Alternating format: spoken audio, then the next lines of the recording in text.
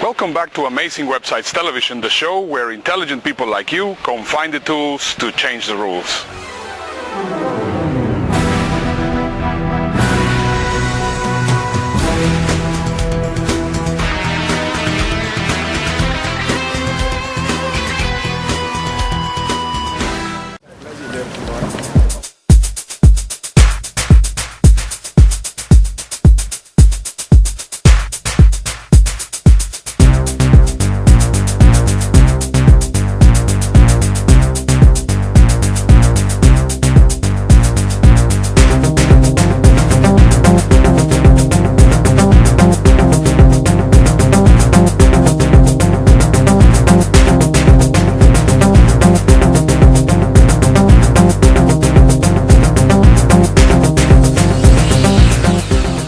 Welcome back to the show. Today I am in Amsterdam, and as you can see, it is just absolutely beautiful day.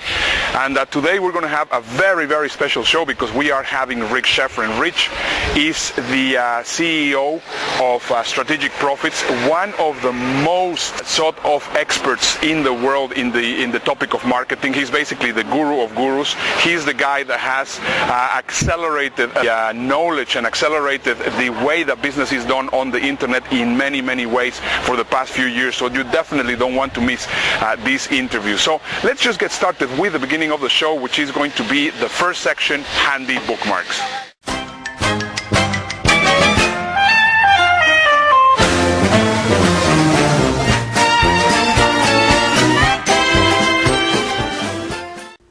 Welcome back to Handy Bookmarks. Today I have 5 amazing tools, but before I share the tools that I have for you today, I want to remind you that this show, it's a very special show. We are having Rich Sharon and also James Schramko, so make sure that not only watch the 5 resources that I will be sharing with you today, but also watch the entire interview. It's about a 12-minute interview with Rich Sharon, which is just absolutely amazing. And also James Schramko is going to be sharing with you the secret of the Mexican turtles, and you're going to really like it. So let's get started with the first resource, which is going to be tiltshiftmaker.com. And Tilt Shift Maker, it's a great resource to alter the perspective of the pictures that you already have, although you possibly will have in the future. And this is very cool because you can make them look like if they will be miniatures, or you can diffuse them, or there's a number of different tricks that you can do with your pictures. Very nice and very useful. The second tool that I want to share with you is called Sleet.es. Actually, it reads slides, but it is written Sleet.es. And it is great. It's a fantastic tool for creating presentations that you're going to be using online. So instead of actually creating PowerPoint presentations using Sleet.es, you will be able to create beautiful and stunning sales or any kind of presentations on the internet. You're going to really love it. The third resource that I want to share with you today is called Sparkle. And Sparkle is SPARKOL.com. And on this resource, you will find a way how to create animated videos by a script. This is very cool and very useful. For example, you have seen those videos that there's the little hand creating these little nice videos, right? Well, imagine that you will be able to create those videos for your marketing. But guess what? You can actually direct the shots because the hand will be changing according to what you are saying. Very cool. The next resource that I want to share with you is called Drop It To Me, and it's really very cool. This is a tool where you will be able to create links so that people will be able to share stuff with you, like large files or large videos or large folders or whatever you have. You will be able to get people to share them with you. Normally, it is a little bit tricky when you are using Dropbox. However, with this tool that you added to Dropbox, you will be able to create links so that people can share stuff with you. It doesn't matter the size, and you are in control, and they end up in your Dropbox. Very interesting. And the very last tool that I want to share with you is called Visita. And Visita, it's a really cool tool to create appointments with your customers or with your prospects or whatever you want on your website. Very professional. It is for free. and it's very, very useful. So those are the 5 handy bookmarks that I want to share with you. And now it's time that we go to the secret of the Mexican turtles with James Schramko. And remember, make sure to watch the interview with Rich Sharon and the strategic entrepreneur. You're gonna really, really like it.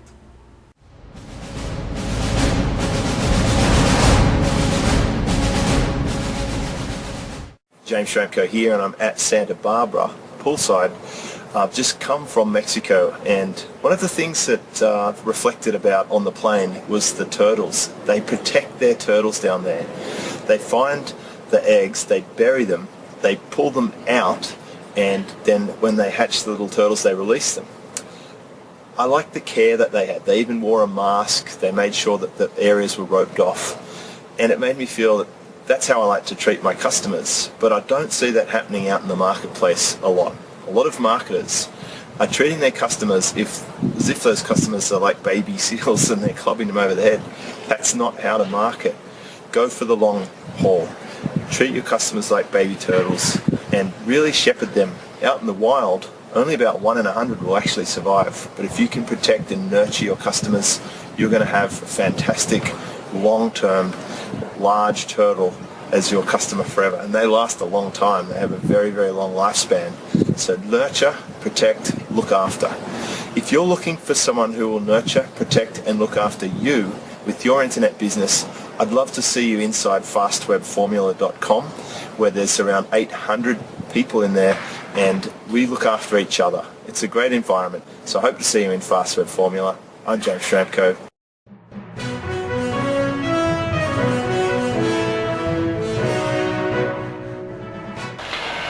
So welcome back to our special guest section of the show. I am very, very happy. I am right now here in Amsterdam, and I am with a living legend of marketing, and his name is Rich Sharon. He is the CEO and owner of Strategic Profits. If you have never heard of Strategic Profits, I think you better check it out, because I can tell you it's going to change your business in many ways, and I think you are going to really enjoy what we're going to be talking with Rich. So Rich, welcome to the show. Thank you for having me. And it's an absolute pleasure to have you, first of all, here in Amsterdam. What have you thought of Amsterdam so far? Oh, it's been a lot of fun. I spoke a couple of days ago, and the audience was a great audience.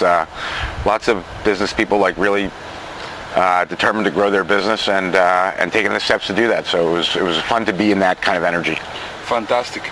Let me just go straight into some of the questions. And okay. I mean, I love the name of your company, Strategic Profits. But now, see, most of my audience is basically on the Middle East, and one of the big problems that I find in the Middle East is that they're not strategic at all. Okay. So, can you break it down in simple terms? What's strategy? What's strategic? Sure. Okay. So, part of the equation is that a lot of people kind of distinguish between strategy versus tactics, right? And that's not the best distinction that there can be, because tactics are really what support a strategy. So really, if you're going to compare being strategic to something else, it would be being strategic versus being opportunistic. In other words, when you're strategic, you have a long-term game plan that you're trying to get to. You have a vision, you have an outcome that you're trying to do, and now it's about what are the least number of steps, what are the least amount of resources that I can use to get that outcome. Whereas when you're opportunistic, any opportunity to make money has potential to be something that you might do, and the challenge is that while there might be an opportunity there, it might not be the opportunity that actually takes you to the end goal that you really want. So you can be strategic and seize certain opportunities, but those opportunities have to be the ones that help you get to that outcome.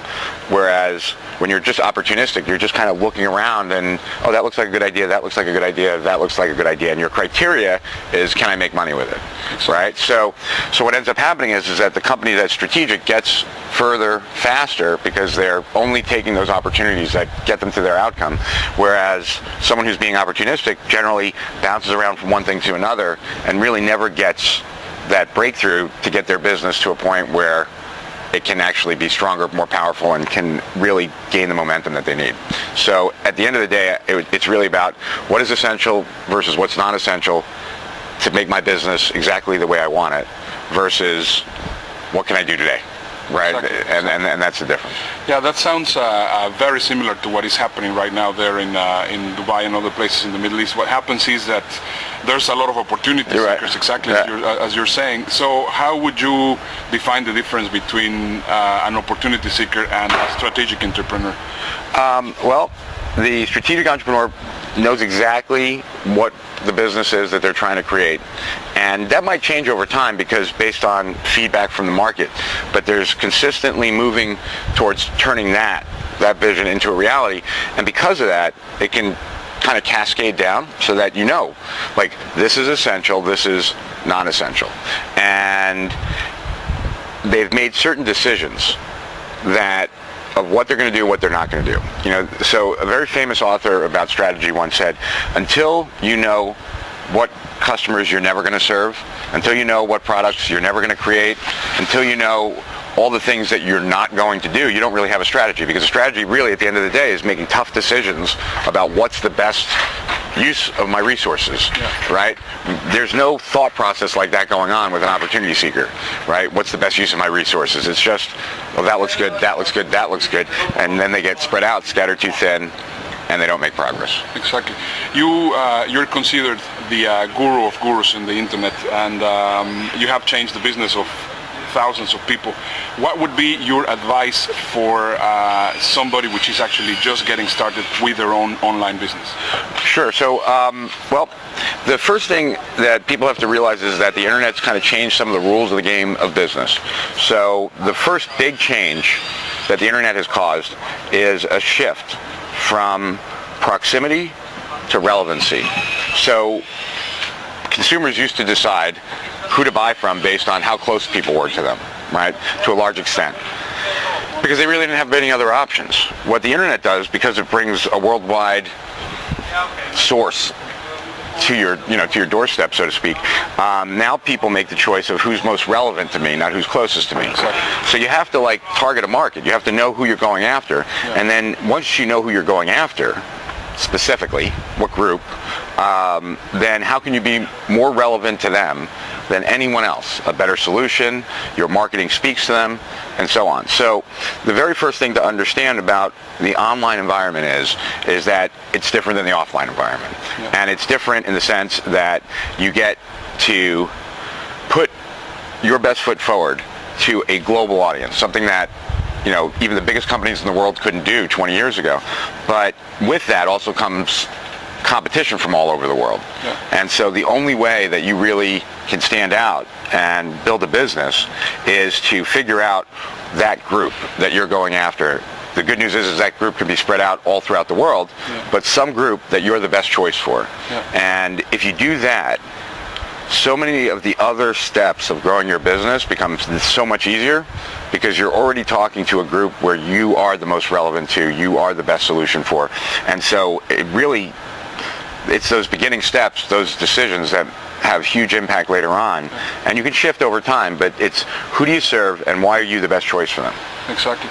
Right now, you have been you have focused a lot, of course, in the small business owners, but also, these kind of principles also apply to the bigger business businesses. And one of the things that I keep on seeing is that right now, at this point, the bigger businesses are the ones which are struggling.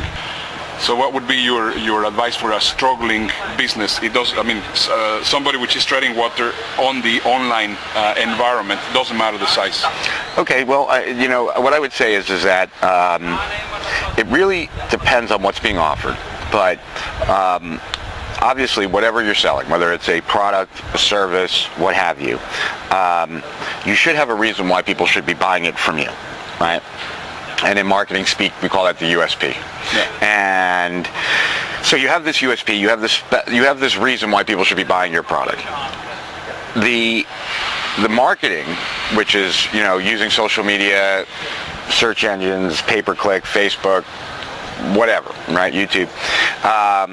Your goal in all of those things should be to help reinforce a single thought, a belief, a concept that supports that USP. So, in other words, if you have the widest selection of whatever, right, then all your marketing should point to why having a wider selection is so vital.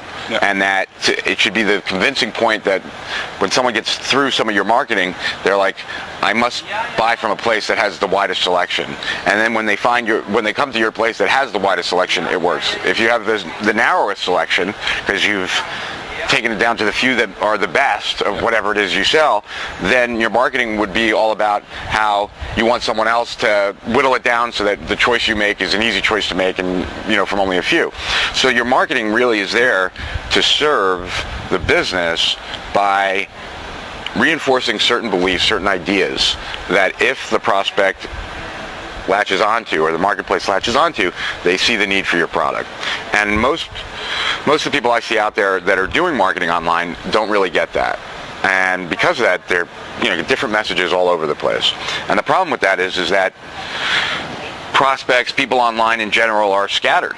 And so you can't hit them with a different message each day and expect that they're going to remember all those messages. So you have to have this one core idea that really supports why people should buy your USP, and then that needs to be spread out through all of your marketing channels, whether it's social media or not. And once that's done, then you can really start building on it, and you can take it much further. But that's really the essence of the beginning of the marketing process. And I know it's it's a little off topic from what the question was, but I think that the next evolution, once you have that kind of in place, is to really look at two numbers in your business, and those two numbers are the cost to acquire a customer and the lifetime value of a customer. Because those are the two numbers that really will dictate your success. The lower the cost to acquire, the better. The more that you make per customer, the better.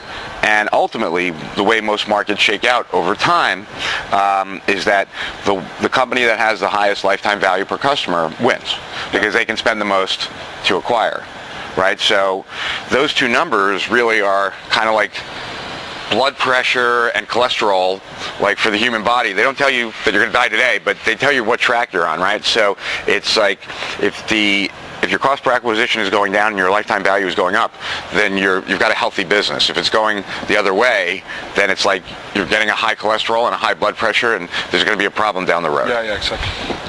Fantastic, great.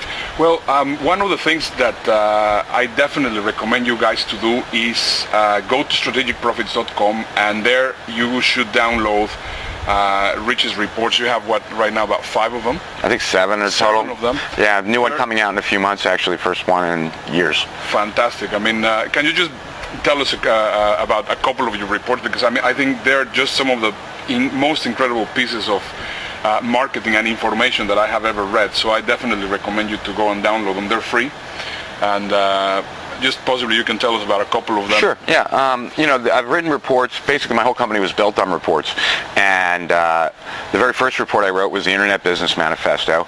And that really pointed to what, one of the things you were asking me about earlier, about the difference between opportunity seekers and strategic entrepreneurs. And when I wrote that, I was writing it to most internet marketers saying, you guys are really opportunity seekers, and this is why you're struggling, and kind of laid out the case as to why.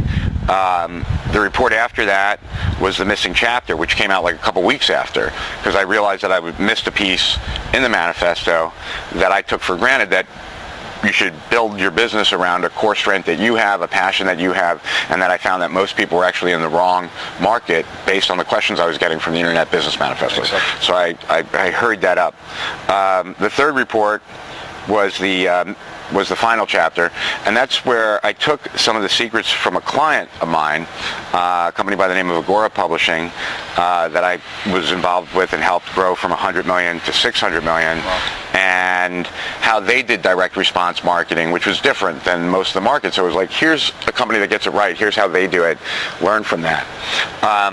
After that series was done, then I wrote a series about attention. So I wrote the Attention Age Doctrine 1 and 2. And 1 was all about how do you get the most benefit out of your own attention. And number 2 was all about how do you get the attention of others and turn that into sales. So both of them were based on the concept that attention is quickly becoming the scarcest commodity online. You want to get the most from your own attention, and you want to get the most of your prospects and clients' attention. So how do you do that? So those were those 2 reports. And then I wrote the Maven Manifesto with Jay Abraham, and that was all about how to be at the top of the market, how to be an authority, not only be an expert, but how do you market that expertise so that you're recognized as an expert. And then the last one I wrote was the Entrepreneurial Emergency, which was also called the Uncertainty Syndrome. And this was all about how as the range of options have increased online, people became more and more overwhelmed and more uncertain about which path to take. And, you know, knowing as a small business, I can't do everything. And I'm only going to be able to do a few things, but if I'm only going to be able to do a few things, which ones should I really do? Because it seems like if I choose wrong, I'm screwed, you know, right out of the gate, exactly. Right? So this was all about what really drives success and what do you need to be most focused on to grow your business, and that was about really understanding what's constraining you right now and eliminating that. So that was the entrepreneurial emergency, and that was really the last report I wrote, and that was back in 2008. And so 5 years later now, I'll probably be writing, well, not probably, I'm definitely writing a new report about what now is the next evolution. Wow, fantastic. Well, we hope to see you soon in the Middle East, in Dubai specifically, Bahrain, Kuwait, possibly even India. So it will be interesting to have you there. It's been a pleasure having you on the show. Thank you. And well, now thank you very much for being with us. And now it's time that we go to the next section of the show, which is going to be One App a Day Keeps Boredom Away. Bye-bye.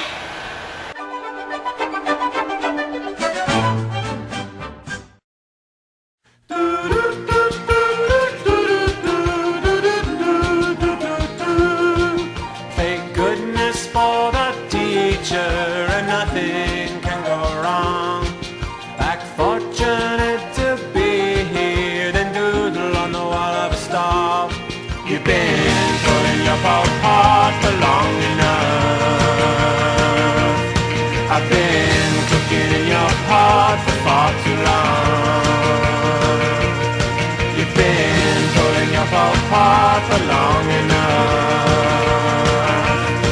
I've been cooking in your pot for far too long.